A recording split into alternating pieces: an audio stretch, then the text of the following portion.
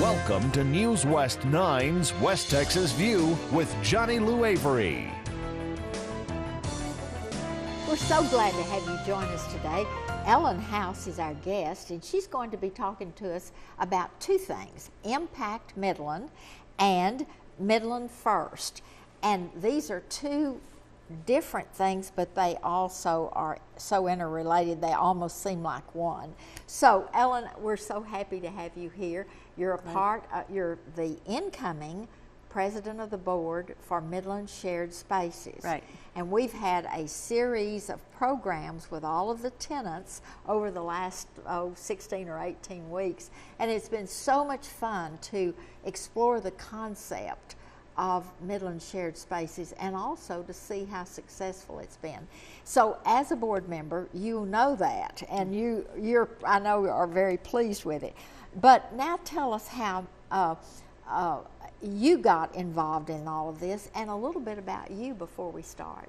Okay, sure. I was asked to be on the steering committee for Midland Shared Spaces when it was just an idea, before we had purchased a building or done any of the final work. So I've been involved in it since it was a vision, and worked with Abel Hanger and the other foundations that have been so generous. And so then when we actually formally put the board together, I made the transition from the steering committee to the board of directors for Midland Shared Spaces. From advisory to policy. Right, right, yes. And the interesting thing is, though, that because you almost birthed this baby, you have a real enthusiasm that most people don't have. I am very committed to it. I have worked with nonprofits in Midland for many years as a volunteer board member generally, and other kinds of volunteer activities.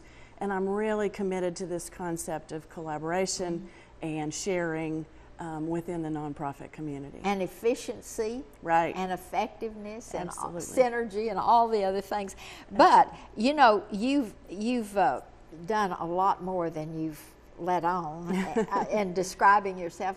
You were president of United Way, for example, and that shows a real commitment to our helping agencies. Right, yes, I was president of United Way a couple of years ago. And then tell me some of the other things that you do. I know that you're an attorney in your other life. Yes, I am an attorney, but I'm retired now. I worked with a law firm with Cotton Bledsoe in Midland for many years, and then I was general counsel, school attorney for Midland ISD for almost 12 years, retired a couple of years ago. And so I'm not actively practicing at this point, but spent over 20 years practicing law. Well, we had Paul Kane last Sunday, and he's the current president of the board, and he talked about what a tremendously strong board we have for Midland Shared Spaces. And that's what it takes for an agency to really blossom, is to have a committed board. I think it's critical all the time, but it's particularly critical with a new organization and a whole new idea for our community. And we are so blessed to have incredible talent on our board, as well as our staff, who is wonderful. Yes, I agree with that. All right, talk about Impact Midland. This grew out of this concept. Right. Impact Midland technically is a committee of Midland Shared Spaces. It's one of our standing committees. It is intended to promote collaboration, to be a catalyst for fundamental change in Midland, for making Midlanders' lives better. And really our mission is to bring together all different sectors of the community in finding solutions to issues in Midland.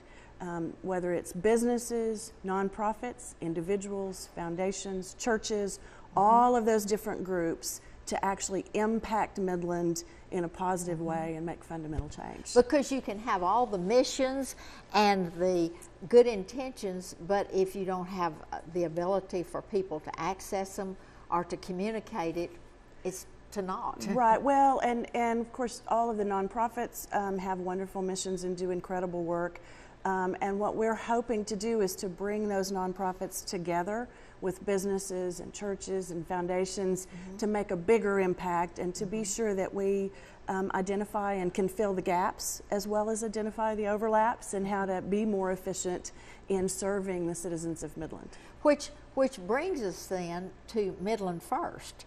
How does that interplay with it? Midland First is an initiative that has been in place and started by the Chamber of Commerce and Midland Shared Spaces. Specifically, the Impact Midland Committee is working with the Chamber of Commerce to do exactly what we just talked about, which is to bring together all of these different sectors of the community. And we are starting with community input, with gathering input just from everyday folks in Midland to tell us what they believe Midland needs to be a better place in the future.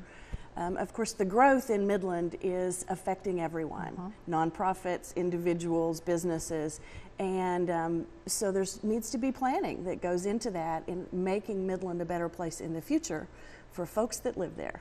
And that's what Midland First is about, to try to gather that input, to try to put work groups together and communicate with the various sectors in the community to try to make really transformational change and to honor Midland's values while we're doing that.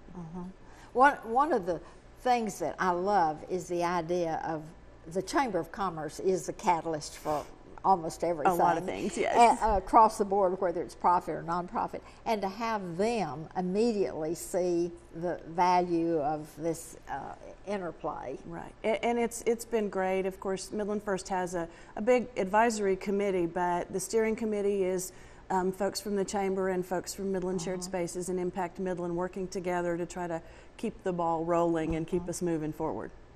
Have you had very many outsiders that came in and said, how do you get all these people working together? How are you getting these conversations going? Well, we actually are taking a model called the collective impact model and kind of going off from that, making it our own, Midlandizing it, if you will. But it's a concept that is popular around the country and becoming more popular, where groups come together and you get more bang for your buck when you bring everybody together. And efficiency and effectiveness is part of the mission. Right, we're going to have to take a break right now. We'll be back in just a minute and continue this conversation with Ellen House. Thank you. Okay. Stay tuned. West Texas View will be right back. Facilitator.